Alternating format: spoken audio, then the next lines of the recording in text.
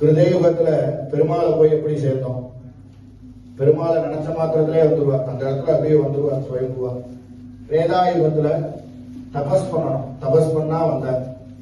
துவாபர யுகத்துல நம்ம ஹோமம் மூலமாவோ இந்த மூலமாவோ ஹோமம் பெருமாளை வரவழைச்சோம். அப்ப இப்ப நீங்க சுவாமி நீங்க ஹோமம் பண்றீங்களா, இப்ப வரமாட்டாரா அப்படின்னா வருவார், நம்ம கண்ணுக்கு தெரிய மாட்டார். ஆனா கிருத வேதா துவாபர கலியுகத்துல கண்ணுக்கு தெரிஞ்சார். கலியுகத்துல எப்படி ஸ்ரீமன் நாராயணனை போய் சேர்றது, எப்படி அவரை பார்க்கிறது அப்படின்னா ஸ்ரீமன் நாராயணோட நாமமும் அவரோட சங்கீர்த்தனமும் அவரோட பஜனைகள் பாடல்கள் இந்த மூலமா தான் போய் சேர முடியும் அப்படிங்கிறது சாஸ்திரம்.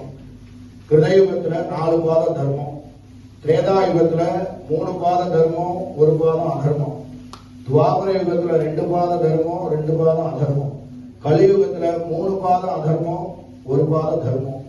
அதுக்கு என்ன வழி? தர்மத்துல எப்படி நம்ம ரட்சிக்கிறதுனா, தர்மத்தை எப்படி நம்ம காப்பாத்துறது அப்படின்னா, எப்படி நம்ம ஸ்ரீமன் நாராயணன் அடையிறதுன்னா, இந்த மாதிரி சத்யநாராயண பூஜைகள், சுமங்கலி பூஜைகள்.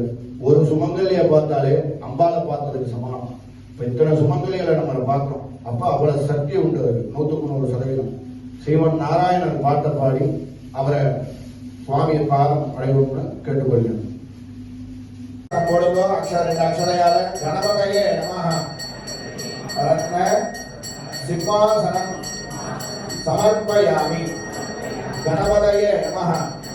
அடுத்தபடியா கணபதிக்கு ஸ்நான குலோத வஸ்திர உத்தரிய ஆவரணம், அதாவது குளிப்பாட்டி சுவாமியை தொடச்சு விட்டு சுவாமிக்கு வஸ்திரம் தரிச்சு உத்தரியம் தரிச்சு யஜ்ஞோபவீதத்தை தரிச்சு விட்டு பெருமாளுக்கு எல்லாம் பண்ண போனோம்.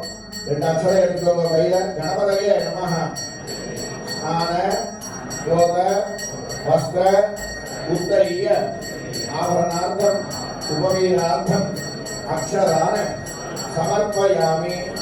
அப்படி கணபதி மேல அப்படி சேருங்கோ பாவனையா. கணபதையே நமஹ தந்தாந்தாரயாமி. அந்த சந்தனத்தை எடுத்து நெத்தியில வச்சு விடுங்க கணபதிக்கு. எல்லாரும் சேர்ந்து சொல்லணும். கணபதையே நமஹ ஹரித்ரா குங்குமம் சமர்ப்பயாமி. 3 சொட்டு தீர்த்தம் விடுங்கோ கணபதிக்கு. காலம்பி விட்டு கையலம்பி விட்டு ஆசமனம் குடிக்கிறதுக்கு தண்ணி கொடுக்க போறேன். கணபதையே நமஹ பாத்தியம் அர்க்கியம் ஆசமனீயம் சமர்ப்பயாமி.